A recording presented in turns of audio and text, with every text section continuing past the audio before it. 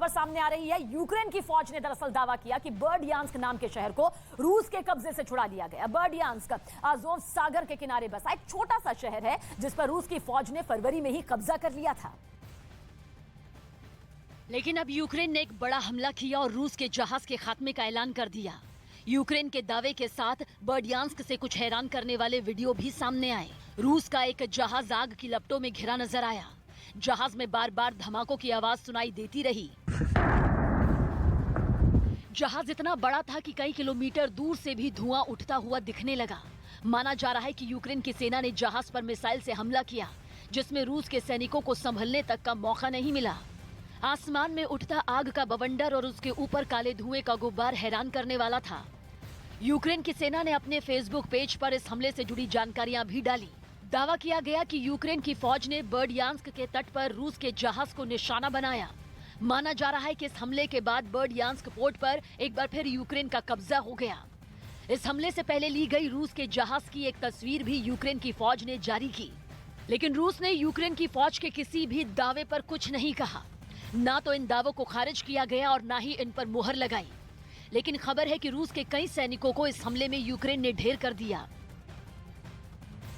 जो पूर्वी यूक्रेन में रूस के लिए एक बहुत बड़ा झटका है, क्योंकि पूर्वी यूक्रेन में ये छोटा सा शहर रूस की घेरेबंदी को तोड़ने वाला है। क्योंकि पूर्वी यूक्रेन में डोनेस्क और लुहांस्क की वजह से पहले से रूस को बढ़त है।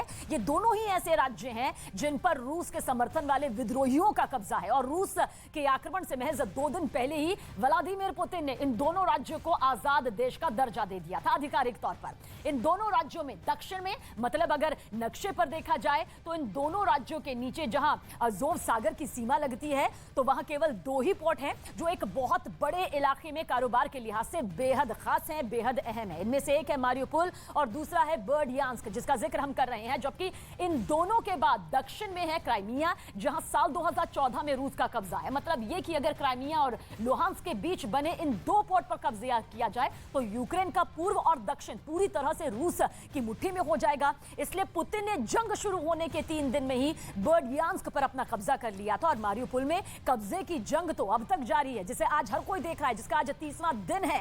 बर्डियांस्क एक बहुत ही छोटा शहर है जिसकी जनसंख्या 1.25 लाख से भी कम है, लेकिन पोर्ट होने की वजह से इसकी अहमियत बहुत ही ज्यादा है।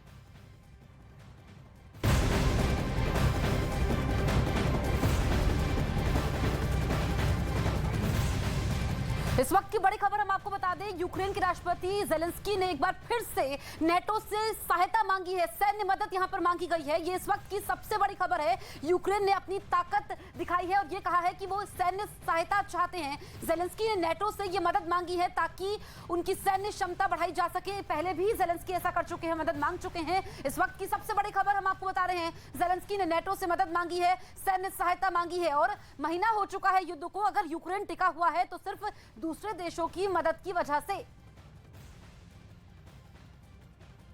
Не у найпотужнішому оборонному об'єднанні світу, не одна з 30 держав під парасолькою спільного захисту, під парасолькою 5 статті. Ми таке відчуття, що ми у сірій зоні між Заходом і Росією, але захищаємо всі наші з вами спільні цінності. І ми світлі люди. І захищаємо всі ці цінності вже місяць. Місяць героїчного опору, місяць. और उधर यूक्रेन ने दावा किया है कि उसके लड़ाकू विमानों ने रूसी सैनिकों पर बमबारी की। यूक्रेन की तरफ से इन हमलों से जुड़ा एक वीडियो भी जारी किया गया, जिसमें देखा कि रूसी सेना की गाड़ियों पर आसमान से एक के बाद एक कई बम गिराए गए, जिसकी वजह से वहां कई धमाके हुए। इन धमाकों के बाद तेज रोशनी के साथ धुएं का गुब्बार उठता दिखाई दिया। दावा है कि रूसी सेना के काफिले को निशाना बनाया गया और इन हमलों में कई सैनिक मारे गए। हालांकि ये पता नहीं चल पाया कि यूक्रेन की सेना ने किस जगह ये कार्रवाई की। जबकि 1 महीने से रूस के साथ जंग लड़ रहे यूक्रेन में लोग खाने और पीने के पानी के लिए तड़प रहे हैं। बेबसी के हालात नजर आ रहे हैं। सबसे खराब हालात वहां के मारियुपोल शहर में हैं। डिटेल से आपको बताते हैं, जिसे रूस की सेना ने जंग शुरू होने के बाद से ही घेरा हुआ है। मारियुपोल से बचकर निकली एक 27 साल की लड़की ने दावा किया कि उसकी आंखों के सामने ही प्यास की वजह से 3 बच्चों की दर्दनाक मौत हो गई। और यही नहीं, विक्टोरिया नाम की उस लड़की ने बताया कि वहां लोगों के पास अब खाने के लिए भी कुछ नहीं बचा, क्योंकि रूस की सेना ने ने शहर में पानी, खाना, दवाई, बिजली और गैस की सप्लाई रोक दी है। विक्टोरिया के मुताबिक जान बचाने के लिए बंकरों में छिपे लोग अब भूखे मरने की कगार पर हैं। असल में मारियोपोल ही यूक्रेन का वो शहर है जिसने रूस के हमलों की सबसे ज्यादा मार झेली। महातबाही की कई तस्वीरें अब तक सामने आई और वहां के डिप्टी मेयर के मुताबिक रूसी हमले ने मारियोपोल शहर के 90% हिस्से को पूरी तरह से तबाह कर दिया है।